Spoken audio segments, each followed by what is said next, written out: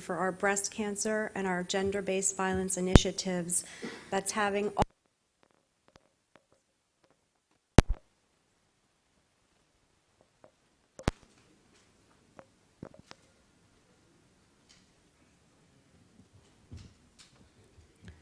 Hello everybody.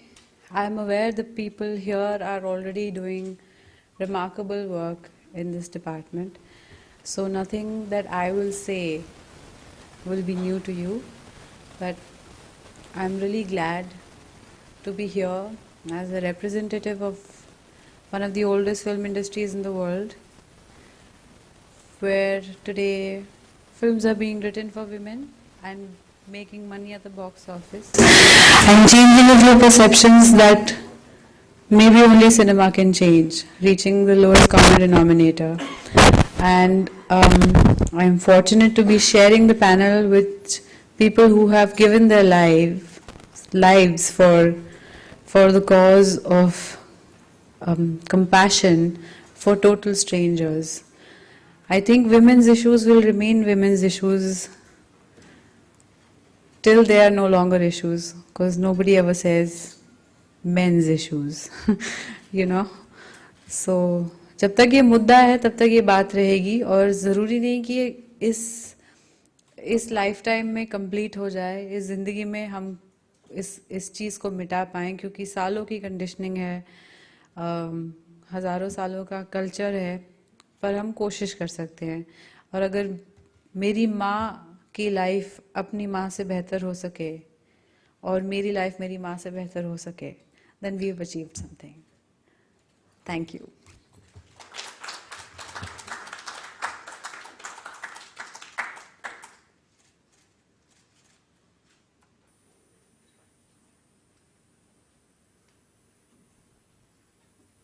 Richa.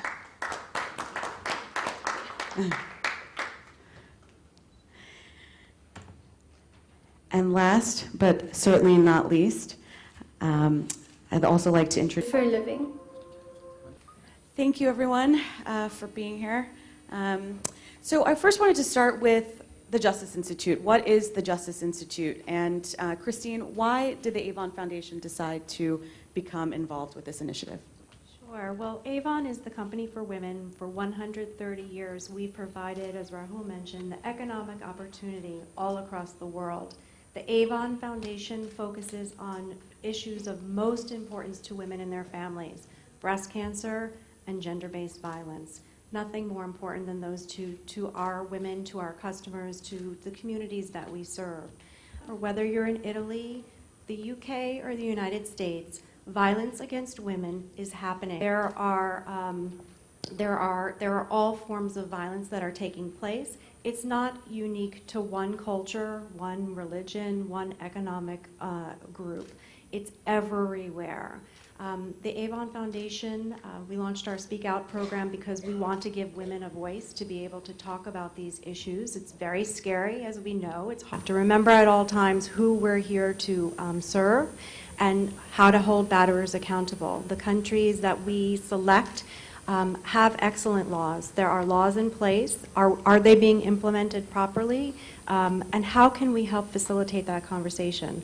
So as the funder, all across 70 markets, we want to be... What is the impact of it? Has the different stakeholders that it's trying to bring together on one platform is very, very... During the period of 3 days, it also gives us the platform to listen to people. And I think that is something lacking, because sometimes we all think we know it all. And when we begin to think we know it all, it's impacting negatively the community which is most affected, because nobody's hearing her. And I think what the community really wants, the affected person really wants, is that all those who have the power to listen to her voice, to understand what is it that she wants. And I think that's something that the Justice Institute really tries to do. And if that process really begins, I think it's going to have a great impact on I use the word affected community, who are affected the most. I think it's really going to benefit them the most. Thank you.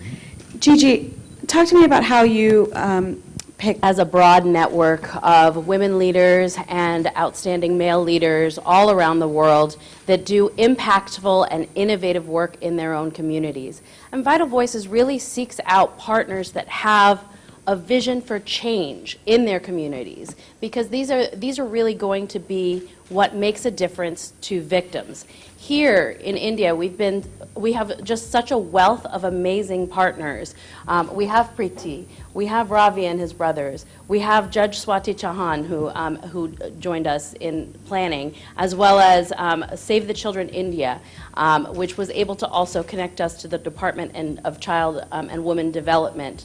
And of course, we have the support of our friends at Avon and the U.S. Department of State. And it's really these kinds of partnerships coming together, bringing together these powerful leaders that have a vision for what's needed in their own communities to improve the life within their community for their own people that is going to drive change. These are the people who are showing innovative ideas that we want to partner with and that we seek out around the world. So you mentioned innovation and sort of participants and service providers that have a vision for change, a vision for the future. Ravi, I think ironically, men being involved in and of itself is visionary, and unfortunately. The huge amount of work on gender-based violence and other issues, implementation of laws, strengthening of legislations, have all impacted the cities, and it's still, we have all the bad news coming out from the cities. But if you go out into the large hinterland of India, the rural India, things continue to remain the same. And in this bleak situation, I think that individual responsibilities can change situations. And here, when individual responsibilities, I think men should join this fight. They should speak up. They should break this culture of silence. They should also start intervening. And that can start from your house, from your village, from your college, from everywhere you can start speaking up. If you just start speaking up on these issues, I think we can have a big change, and we can really strengthen the government's hand in when they are coming up with legislation, when they are coming up with path-breaking initiatives like Beti Bachao, Beti Uthao, Beti Bachao, Beti Padhao of the government of India. I think that here we have to play a big change, and men should take the lead. Thank you. Richa, you've been vocal about shifting culture and culture in its role in fueling the fire of this epidemic. So, tell me your thoughts on what needs to be done for basic education for women. What's, in your perspective, what's left to do to achieve gender equality in India? India is one of the few countries in the world where violence against women starts in the womb, before the girl is even born, with feet aside. So I think that we have to overcome our hypocrisy as a culture. एक तरफ तो हम नवरात्रि मनाते हैं, 9 days of fasting for the goddess, there's Durga Puja, there's all kinds of goddesses in India that are worshipped and praised, perhaps more than other cultures. But when it comes to our women, our daughters, wives, mothers, sisters, we have a completely different standard, and that's something that's baffled me since I was a child. More than educating the girls know that they are at par. We have to give them confidence that they can do whatever they want in the world. It's also about educating the men to not treat the women any differently, because it starts from there. It starts from the patriarch or the person in charge of this power who's condemning everybody else to a certain way of life. And it's basic shifts in attitude, and it will take a lot of time, because somewhere we are conditioned into thinking a certain way. And it's a very large topic, because it questions sort of culture, religion, tradition, and but I think it's time we question some stuff. If we don't question it, then who will? If somebody from outside questions it, then we get defensive, but we must question our own culture and use the best aspects of it. Like if goddess worship is your thing, that's the best aspect of your culture, then truly live it in every form, every way that we can. Thank you. We, until that time, it's going to take some time to shift those attitudes. There are the laws that are in place. That is also what the Justice Institute is really about, is also talking about what's happening. Ravi, what is currently in place? What are the great pieces of Indian legislation that are in place to protect women? Over the years, the government of India has been very proactively pushing in for legislations. We have now the Domestic Violence Act. We have the legislation on now. The government of India has recently come up with a legislation on sexual harassment. Post the Nirbhaya case, there was the Criminal Law Amendment Act 2013, which has really changed the sexual assault cases legislations. We have also strengthened our Juvenile Justice Care and Protection of Children Act. We are now on the verge of having a law on surrogacy, which will really empower women. So over the years, the government of India has been really pushing hard to come up with these new legislations. And also we are recently now on the verge of having a law on human trafficking, a comprehensive legislation on human trafficking, which will really look into the aspects of victim protection, victim support. The government of India has also made a major shift into how we think about on violence against women issues, because when women get violated, there is a violation of their fundamental rights. And when there is a violation of fundamental right, the state is liable. So the government of India has also put into place victim compensation scheme, which really supports women who have faced violence. The government of India, under the orders of the Supreme Court, has given compensation scheme for acid attack victims. So the government as well as various state governments have done a great amount of work. We have to still do a lot of work, but I think that these legislations are in place, and we have to see that the major issue which is to implement those legislations. But clearly, I think there's something that is left to be done. So, Priti, what can still to be put into place? Frankly speaking, I don't think we need more laws at this stage. I think we need to concentrate on implementation. We need to concentrate on how sensitive we are when we are trying to ensure justice for this victim. Because laws are in place, but they're not unfolding the way we want it to unfold from the victim-centric point of view. So I think that's something that we really need to look at.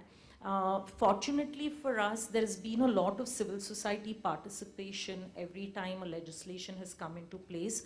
And because there was civil society participation, I'm taking credit for it. I mean, giving credit to the civil society, which is very true. The attempt when every law came in place was we've tried to give a role to many stakeholders.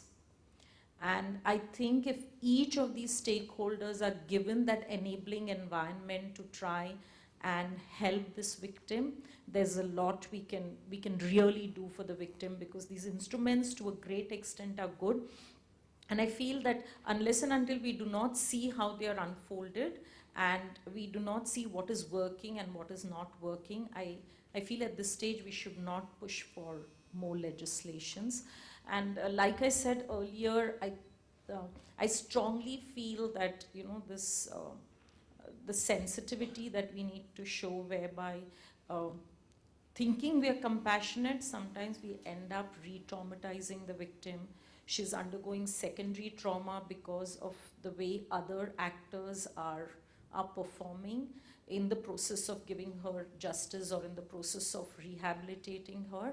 I think if we can now start working on those issues, the finer issues, like we say, scaling really deep into the issue and seeing how best we can do, where it's beyond lip service, where we are actually seeing that the victim is experiencing change. I am not saying there is a change, but the victim is herself saying, well, this instrument really helped me get justice and brought a change in my life, where my human rights were really protected. I think that's the path we really need to now take and go ahead. On that, we're talking about the victims who are, but these are the victims who are coming forward. And, one of the things that Ravi talked about earlier was a culture of silence and breaking the culture of silence. So clearly there's still a problem of underreporting. And so, Richa, I would like to throw this question to you. What can be done in society, right? There's an issue of education around all of these things. What can be done to lift the social stigma on underreporting and on breaking that culture of silence?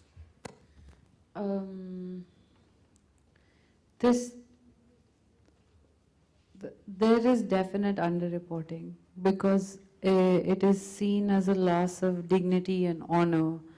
So most people would rather let their daughters or just live with that rather than come out in the open and discuss it. They don't want to be questioned. They don't want her to lose face or lose face in the society. Like the literal translation of rape in most of our movies and culture for the longest time was Izzat Lutna, which means to rob one's honor, or in English, to attack somebody's modesty.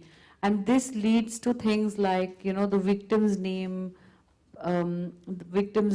being hidden, and then this whole deal about how their privacy. In fact, it ought not to be the victim who should be ashamed because it was not her fault to begin with. And if we have to really change an attitude, we should maybe look at people who commit this crime and hold them accountable publicly and see what that does. Because I was sharing with you yesterday, there is a juvenile delinquent center between Mahim and Sion. I don't know how many people have seen it.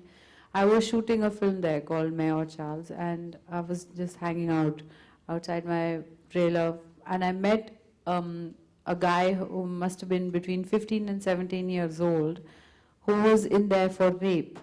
So then I asked him, I said, what did you do? He said, I raped my 11-year-old neighbor.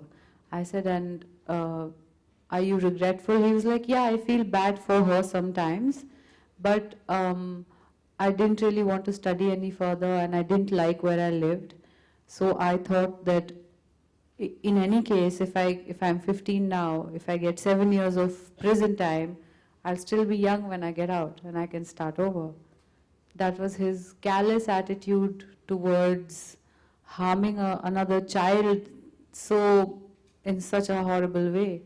But and that place is such that if you are the company you keep, the kind of atmosphere, it is a reformation center, but oftentimes it appears to be like a jail.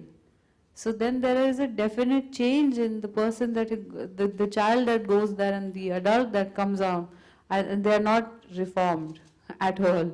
So, so much needs to be done at so many levels, but I think first we should erase this whole aspect of shame, because there's already a lot that the victim is dealing with. And in fact, when I read the statistics today about India, I would think they are easily double of what is there because of the underreporting. Gigi, how does India sort of, the statistic right now is approximately, or at least, sorry, not even approximately, at least 1 in 3 women around the world will experience some form of physical or sexual violence in their lifetime. And so that's global. So how does India sort of stack up? Someone in their own life, and that the majority of women face this violence in their own homes. So in that sense, I'll say that India is just like so many other places that I've been, and the country that I live in as well. No country I've been to yet, and I've traveled a lot, has been immune from this problem. Women all around the world are at a threat in the hands of the people in their own families and in their lives. People that women and children should be able to trust, take advantage of that trust. Institute sort of ground zero right now, Christine, for what society as a whole can do. I I think the Justice Institute is just a terrific collaboration because we need our media partners, we need our government partners, we need funders and organizations and companies like Avon who are going to stand up and say, this may not be easy to talk about for our business, but it's an important thing for us to do. We see the big headlines every day, but to underscore what Gigi talked about, violence is happening in people's homes every single day. And those aren't reported widely, and we need to help women, empower them to come forward, to know that there are resources like Shakti being in Ukraine, so that they can live their lives free from violence. Thank you. With that, I'd like to go to the audience if there are any questions from the audience for our panelists. Don't be shy now. Anyone? Yeah?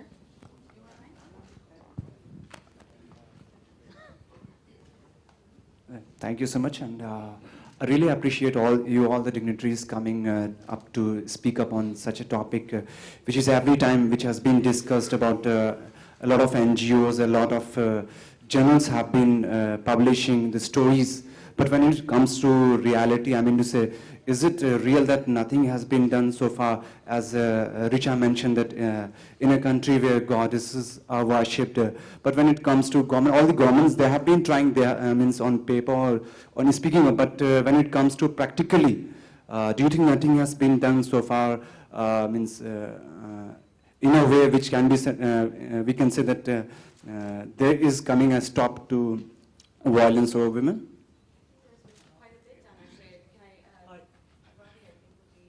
I think the problem is so huge that the government initiatives need to be supported with public support also is required. Implementation of law is an important issue. We have a lot of legislation, but implementation and budgeting and funding of those legislation continues to remain problems. We have done a lot of things like, especially for delivery of justice, special courts, creation of children courts, all of these things have been done, but I think that we need to do a lot. We are a big, huge country, and we have to strengthen these initiatives at the district level. We may have a special court in Mumbai, but in some special court in Bastar district, that's not there. So we have to invest a lot. The government has to do a lot in terms of implementation of these legislations. Child-related legislation, women's issues-related legislation, building infrastructure for the judiciary, infrastructure for the law enforcement. We continue to remain crucial about the law enforcement responses. They are least prepared and sensitized to work on these issues of women, violence against women. So training of law enforcement is an important issue. Training of the judiciary, sensitization. We have to do a lot of work, and I think that the government has been doing it. It's slowly increasing its commitment on these issues, and we have to supplement it. But finally, I think that each and every individual can help in this fight.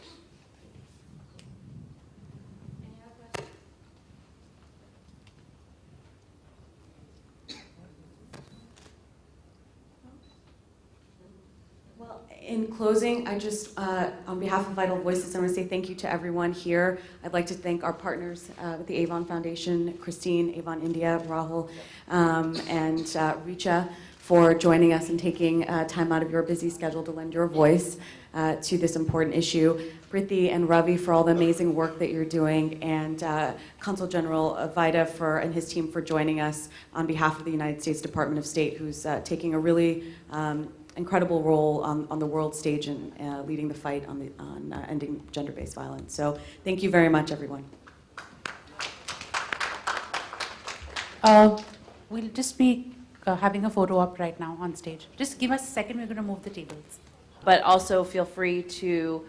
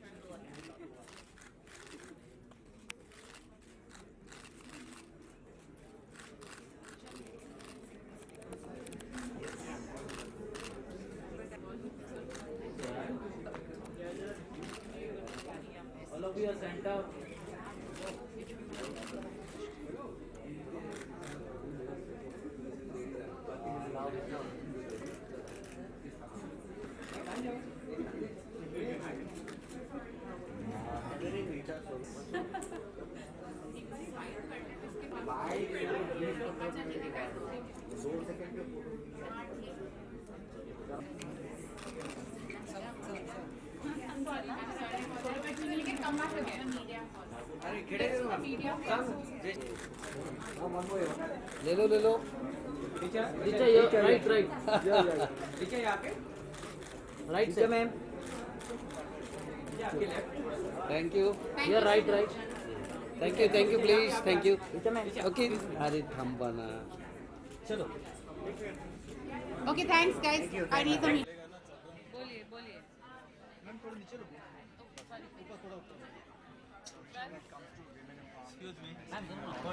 Violence against women. Where does Bollywood stand? Where does?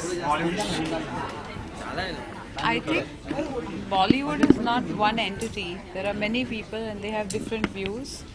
But by and large, I believe that there are a lot of sensible people in the Hindi film industry and they will not stand for violence against women or children or trafficking in any way. But there have been like your intellectuals belong to NGOs and belonging to writing for the other journals. They have been saying continuously that Bollywood is the thing who represent women in a way of in a quite obscene way, and that is they just make Bollywood responsible for all this. No, it's easy to blame Bollywood. It's easy to blame the films for what is going wrong in society, but you can't do that. Life imitates art and art imitates life. It's a vicious circle. True that not all Bollywood films always depict women in the best light, but to counter that, we have more than enough films that also spread awareness about women, about their rights, about their sexuality, about their dignity, and I think that balances it out. And having said that, one can only strive to be more responsible in the future. You can't undo things that happened before you were born. I hope that answers your question. Which are talking about the professional front, what's happening. Hey, क्या कर रहे हो यार? This is a different venue. Just to come up here and say what are the projects you're busy with? I'm very busy, which is why I think we should talk about females first, gender violence. Any questions you have for Avan and Avan? Lastly, what do you think should be done in a what should be the main things to be done to just Treat women as human beings and as equals. That's the only thing. Because if you don't do that, then you're neglecting half the population. Ma'am, you're from Bollywood. In Bollywood, there are a lot of women working in Bollywood, a part of Yeah. Bollywood. Especially according to Bollywood, do you really think there are any kind of challenges or any such kind of instances which women face in Bollywood? I think it's difficult because it is a male-dominated industry, but I think it's changing, and I do see a big change in the next 5 years with more directors and producers who will be female, as well as more directors and producers who will be male, who are sensitive. That's the big change. Richa, when you said that Bollywood is a male-dominated industry, so in a way, doesn't this hints that Bollywood? We are getting living in a chaos? patriarchal industry. Why don't you look at yourself? How many of you are women? Turn the mirror around. How many of you are women? I see only male cameramen and one lady holding a mic. We are living in a patriarchal society. We have to deal with it. We can't point fingers for the sake of sensationalizing. Thank you. Thank you. Let go.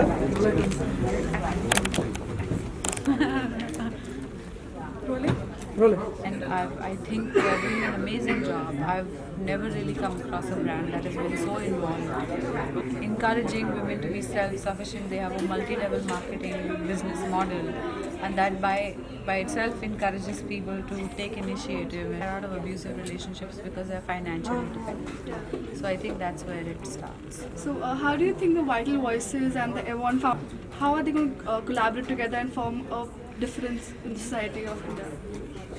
So Avon has funded now our second Justice Institute in India, and we hope to convene many more, and it's just in 70 markets. India, Italy, the UK. By Avon funding these organizations to come together, we rely on our Avon partners. We rely on celebrities. She's taking the time out of her schedule to talk about how important this issue is. Not many people want to talk about it because it's not easy. But we have to start somewhere. We have to start the conversation. We need to speak out against domestic violence, and that's what Avon's plan is to do. So you come from Haryana, and how? I don't come from Haryana. But the north side of India, which I come from Delhi. It's the capital. Yeah, it's in the rape capital as well. So how do you